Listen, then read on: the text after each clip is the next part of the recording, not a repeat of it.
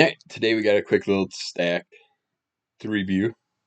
I wanted to get it done before I went out to do my first weed whacking of the year. It's like most people have done it 3 times by now, but with my MS, I put it off as long as I can because it takes me about 3 to 5 days to do all the trees and everything. Because my body shuts down after about 5 to 7 trees. uh, but while I'm finishing up my coffee, I figured I'd go through this stack since there's enough in here that we can make a quick little review.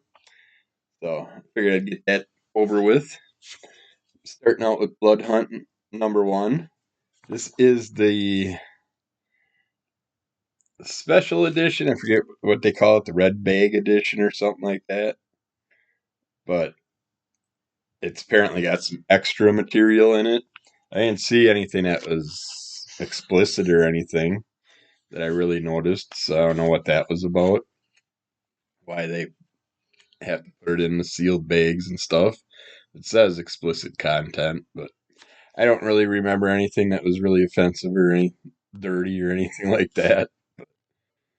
This is a nice introduction to the start of the whole Blood Hunt run. I'm really looking forward to reading the whole thing someday.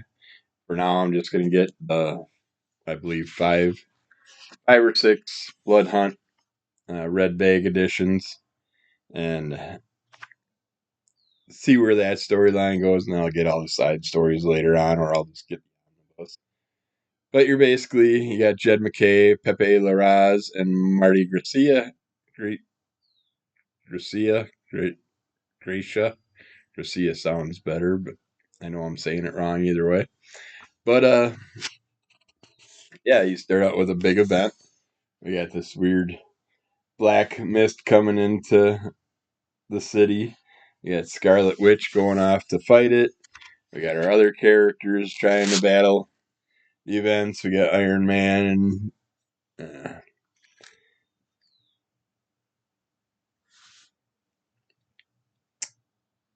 I can't think of her name. I got Tigra in my mind. I don't know if that's right or not. But yeah, we got Moon Knight, a variety of different characters, Black Panther, trying to deal with what this mist is, and then also the vampires come in. Uh, we get to see the initial battle going on with them, and we get to see. Oh yeah, I hear that they do. I forgot they had the players laid out, so it's nice to see.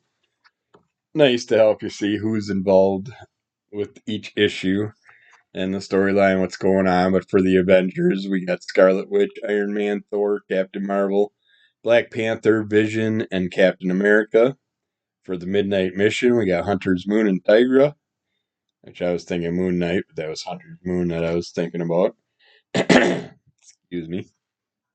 And they got Spider-Man, Blade, Doctor Strange, Clea, and Doctor Doom in here. Well, yeah, I guess Doctor Doom did make here. But yeah, you see the whole sundown thing going on, what's happening, where the events all starting. They go from city to city, country to country, just looking at different areas where certain superheroes are. Yeah, there's Doctor Doom there. An appearance, that's right. Remember when he was talking about some stuff in there. But yeah, Blade comes in. We find out more what's going on. They want to try and figure out if Dracula's in charge of all this or who set off these events, and we'll find out in future issues. But yeah, I really like the way that is laid out. I'm looking forward to checking out the whole series. But I will just follow the Red Bag's initial Blood Hunt ones because there are other side chapters I notice now that are starting to come out with Red Bag Edition. Yeah, they're dangling in front of my eye, annoying me. Then we got Creature from the Black Lagoon Lives. I picked up sketch cover. I thought I bought 2 covers, a sketch cover and regular, but apparently not. This is done by Dan Waters and Ram B. Or Ram 5. Not Ram B, how he pronounces it. Matthew Roberts and Dave Stewart. And then DC Hopkins is the letterer. It's a Universal Monsters story, obviously. And tons of covers throughout the issues. But this was a nice twist on where they started the storyline, how they bring it in. It's like we got a gal that's kind of reliving an event where she went through a drowning and stuff, and she's after a character that she thinks is the person that drowned her. And while she's hunting the character down, she's coming across other information, other things that are going on, and at the same time, uh, we're also starting to be introduced to the creature in here, and some events happen to her, and that's how we get to meet up with the creature. I'm not going to give that away. You're going to have to check it out yourself.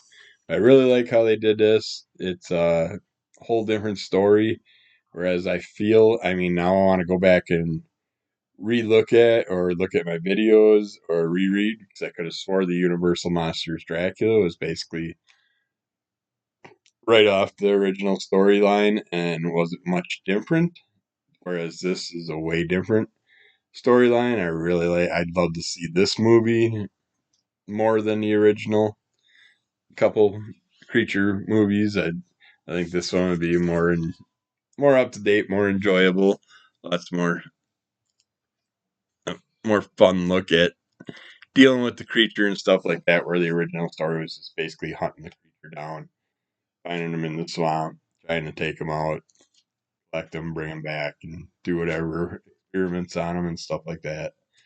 But yeah, that story, I was debating. I was just gonna get the sketch cover, which I could have swore I ordered 2 sketch covers, and they only gave me 1. But yet some other comic that I only ordered 1 of, for some reason I got 2 of. And I gotta, now that I think about that, I was gonna go look at my invoice and see what was up with that, because that was kind of weird, though. I can't remember which comic it was, but it was the most recent order that just came in. So someone's gonna get that extra issue. uh this I I can't. I'm almost positive this was from C2E2 that Anthony picked up, or from the Oh Yeah Comics release party that was the same weekend.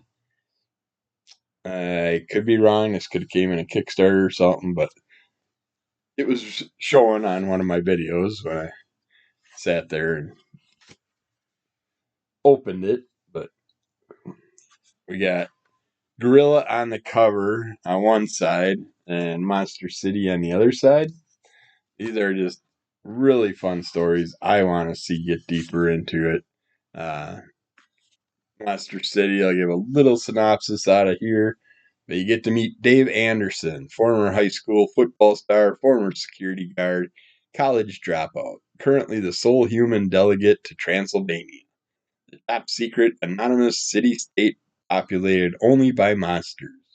Despite Dave's lack of ambition and unhelpful attitude, he was deemed the perfect candidate for humanity's representation among monsters because of his mysterious birthmark, the mark of Cain, that renders him invincible to harm. It does not, however, make him strong or smart, or even particularly heroic. Some important attributes are receding hairline, mark of Cain, a tie, and paunch, which is basically a consequence of a refusal to exercise. But yeah, it's that story was a lot of fun. Lots of interesting characters. He's basically just policing the monster state, and yeah, it's just that story was done by Mike Costa and Ryan Brown. And as you can see, we got Ryan Brown signed cover here. Uh, but yeah, I definitely want more of that, a big book of that, lots of that stuff. And Gorilla on the cover is basically what it is. It's funny because it's like all these different covers, page after page of Gorilla on the cover, and each one has its own unique storyline based into the cover, and it flows very well with it. And yeah, I there's lots of full page imagery also in here. I'm just going to show off one double page spread. I just love this atomic bomb going off with all these zombies and stuff. But yeah, that'd be a cool poster to have hanging up. But yeah, this is very, Ryan Brown. It's going to be unique no matter what when he has his hands in it. But yeah, it's always like picking up anything from the God's hates astronaut, 8 billion genies world of characters and stuff like that. Yeah, and we're gonna hopefully get into curse words this year. We're gonna try and read that omnibus, and probably God hates astronaut one, and review those this year. Hopefully, we got Lester of the Lesser Gods. This is a nice thick one shot this time, a little bit thicker than the last one by Eric Powell, Lucky Yates, and Gideon Kendall. And in here, our Lester character, it starts nicely with like a Tales from the Crypt, EC Comics horror type layout where you got this messed up character starting the story of Lester, and we get to find out the origin of him, goes back to what we know about from the past comics and stuff, what happened to him, how he became who he is. Basically,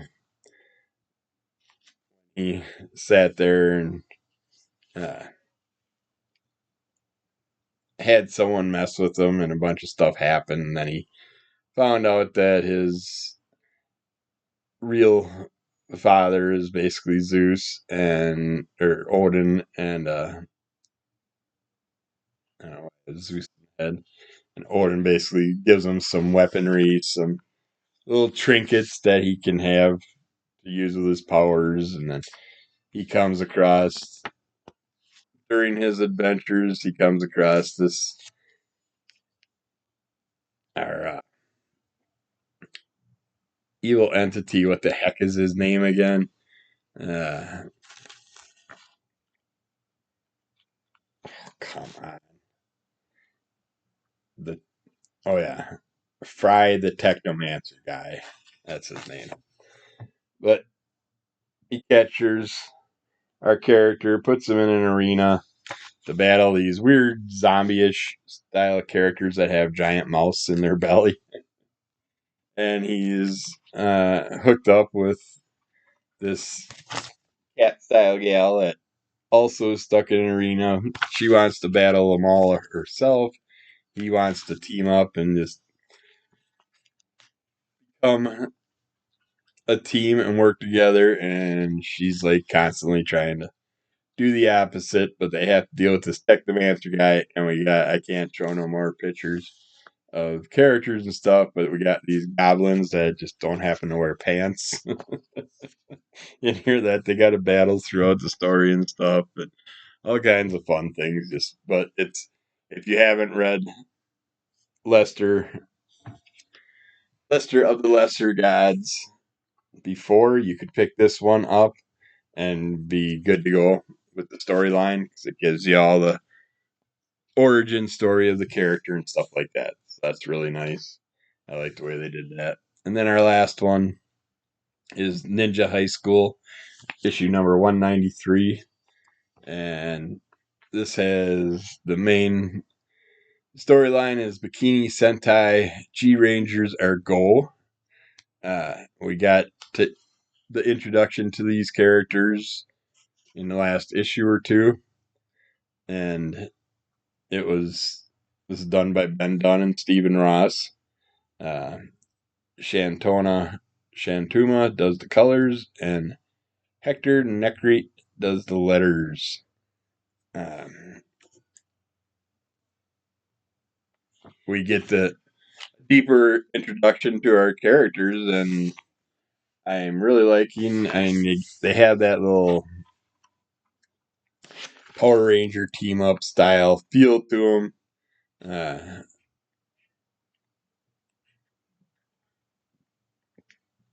But not that style character. And they got their own thing. They're very interesting. I like watching them battle away.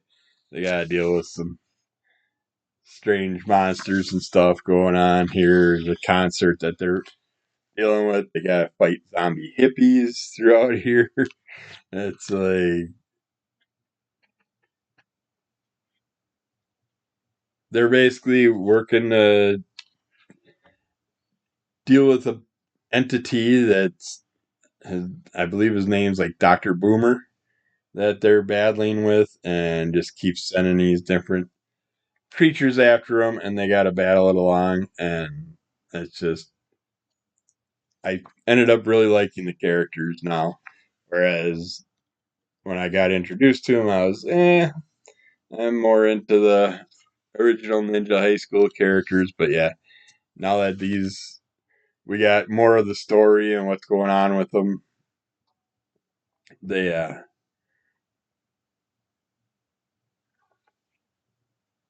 definitely grew on me, and now I'm looking forward to more stuff in the future with these characters. And then we get another story about another gal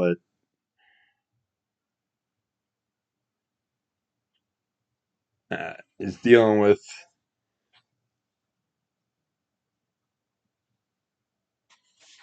basically dealing with life, dealing with her day. We're following her throughout her day as she's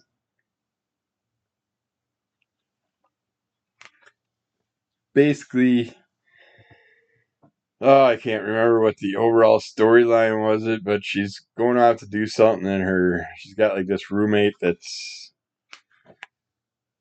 basically calling out these other things, and these aliens invade, and she gets caught up in the whole mess of what's going on with this like alien invasion. And I think we'll see something down the road with her superpowers and stuff. But she is an interesting character. She's also on the back here. Uh, Definitely want to know more about her.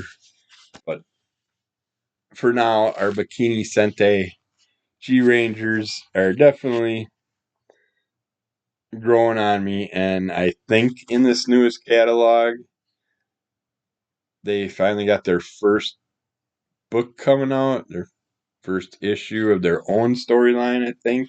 Don't take my word for it. We'll be talking about the previews later this week. But yeah, it's, and you just get that Power Ranger style feel from them. But they got their own style.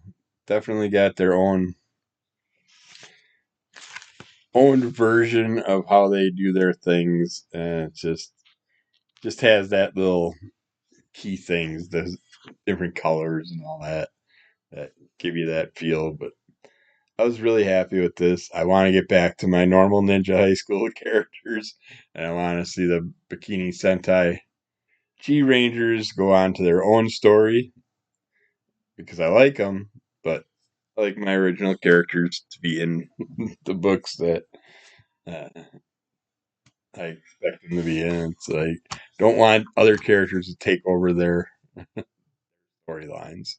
But yeah, more fun characters that we'll have to follow in the near future. So, other than that, keep following Under the Call of MS. Rate, review, subscribe, like, check those things out. And we will get back to you again with lots more fun reviews and stuff like that in the near future. We got the previews coming out right now and some interesting unpackings at the moment. So check those out too. Check out Crimson Color Comic Club. And we'll be back again with more stuff soon.